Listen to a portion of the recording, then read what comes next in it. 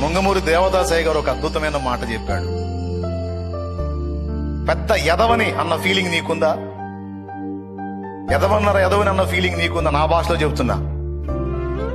సరే, నువ్వు ఎదవన్నారా ఎదవ అయితే అయ్యావు, అట్లానే వెళ్ళి దేవుని ముందు మోకాళ్ళయ్య అన్నాడు. అట్లానే ఆ స్థితిలో నేను వెళ్ళి మోకాళ్ళయ్య అన్నాడు. నేను పెద్ద పనికి మాలిన దాన్ని, బలహీనరాల్ని అన్న ఫీలింగ్ నీకుందా? అట్లయితే నువ్వు ఆ స్థితిలోనే వెళ్ళి ఆయన దగ్గర మోకాళ్ళేయమన్నాడు. ఎలాంటి మాటో చూడండి. నీ బలహీనతలను సాతాను నీకు చూపించి దేవునికి దూరం కా, దేవుడు నిన్ను ఒప్పుకోడు అంటాడు. నువ్వు వాడి మాట వినొద్దు. నన్ను కొడితే కొట్టాడు, తిడితే తిట్టాడు, బలపరిస్తే బలపరుస్తాడు. నేను ఆయన దగ్గరికే వెళతా, ఆయన వదలను. ఏమనాలి? నేను ఆయన దగ్గరికే వెళతా, ఆయన మాత్రం వదిలిపెట్టను.